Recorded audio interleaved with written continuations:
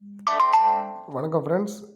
இந்த வீடியோவில் பெல்டெக்ஸ் காயினை பெல்டெக்ஸ் வேலெட்லேருந்து 2400 காயினை விற்று நான் இந்தியன் மணியாக மாற்றுற அந்த இதை பார்ப்போம்.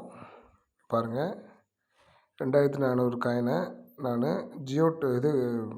எம்இஎக்ஸி கொண்டு போய் யூஎஸ்டிடியாக விற்று அதை நான் மாற்ற போகிறேன். பாருங்கள், அதுக்கு எம்இஎக்ஸி அட்ரஸை காப்பி பண்ணி பெல்டெக்ஸ் அட்ரஸ் காப்பி பண்ணி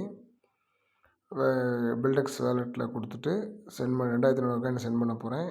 சென்ட் பண்ணிவிட்டேன். கன்ஃபார்ம் சென்டிங் ஆகிடுச்சு. டிரான்சாக்ஷன் இனிஷியேட் ஆகிடுச்சு.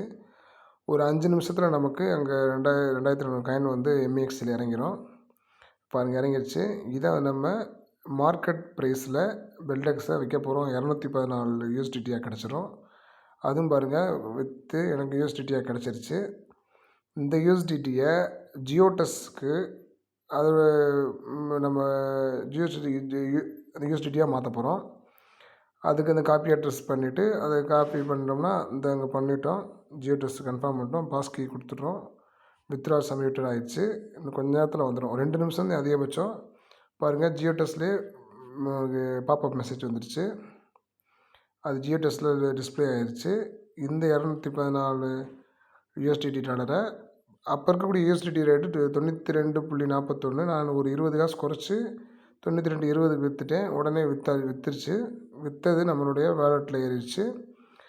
அந்த வேலெட்டில் ஏறினா அந்த அவைலபிள் பேலன்ஸ் 19,531. 19,500 என்னோடய ஸ்டேட் பேங்க் அக்கௌண்ட்டுக்கு நான் மாற்றுறேன். பாருங்கள், அதுக்கு ஒரு ஓடிபி வரும். ஓடிபி வந்துருச்சு. என்டர் பண்ணிட்டேன்.